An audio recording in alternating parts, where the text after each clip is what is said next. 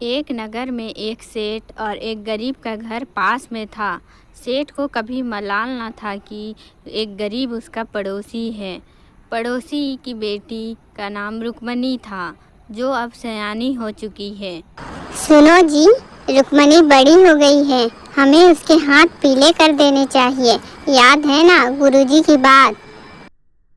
याद तो है, पर मैं क्या करूं, मेरे पास पैसे भी नहीं हैं। मैं सोच रहा हूं सेठ से कुछ पैसे उधार मांग लूं। बाद में धीरे धीरे करके मैं उन्हें सारे पैसा लौटा दूंगा। सुबह होते ही वे दोनों सेठ से कुछ पैसे उधार मांगने जाते हैं।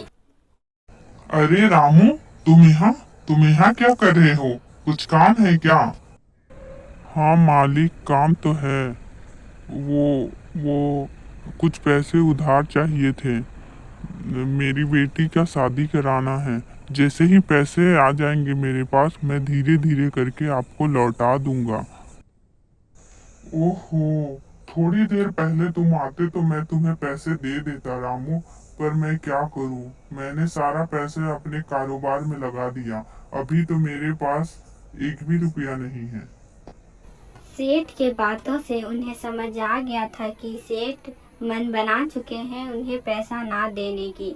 इसलिए वे दोनों निराश होकर घर लौट जाते हैं।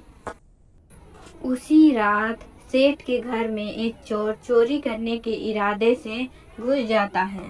अभी तक सेठ और सेठानी सोए नहीं थे तो चोर वहीं दुबक कर बैठ गया। देखते ही देखते रुक्मणी विवाह योग हो गई है। क्यों जी? हाँ, लड़कियां तो तुरंत बड़ी हो जाती है, पता ही नहीं चलता कब विवाह योग हो गई है। अब रुक्मणी के पिता को उसके हाथ पीले कर देने चाहिए। पता नहीं उसके माता पिता क्यों नहीं ये बात सोच रहे हैं। वो सोच तो रहे हैं, पर उनके पास धन नहीं है। आज रुक्मणी के पिता मुझसे मिलने आए थे, कुछ धन उधार मांग रहे थे। तो क्या आपने उनको धन दिया? नहीं, मैंने उसे धन देने से इनकार कर दिया, ये सोचकर कि गरीब आदमी है, लौटाएगा कैसे। पर मुझे लगता है रुक्मणी के पिता को कुछ धन दे देने चाहिए थे। लड़की का कन्यादान ही समझ लेता, इससे कुछ पुण्य भी मिल जाता। पर मैं अब उसे नहीं दे सकता।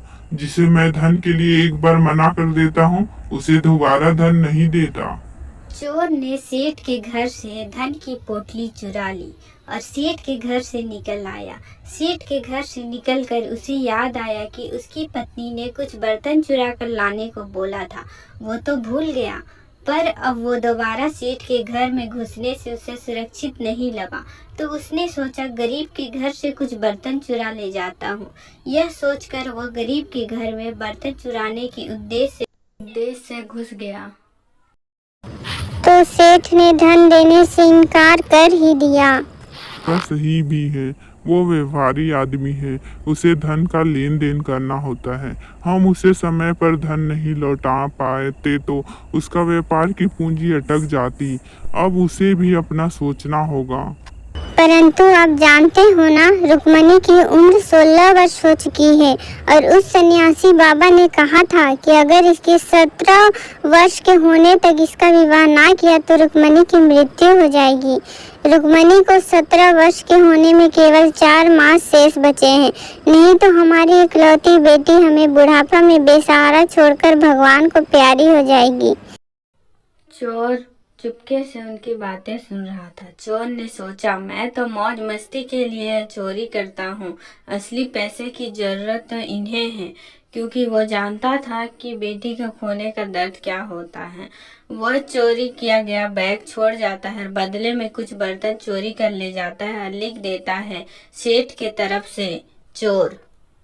सुबह होते ही दोनों घरों में हड़कंप मचा हुआ था। एक के घर में चोरी होने से और एक के घर में धन मिलने से।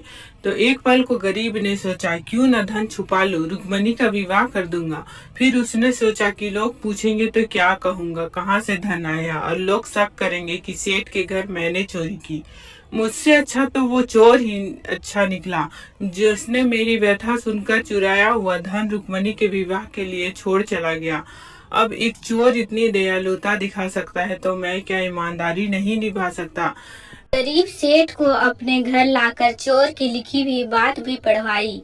सेठ ने सोचा, एक चोर इतना अच्छा हो सकता है, चुराया हुआ धन इस गरीब की बेटी के विवाह के लिए छोड़ सकता है और कहता है कि सेठ की तरफ से, तो क्या मैं इस गरीब की बेटी के लिए कुछ धन नहीं दे सकता?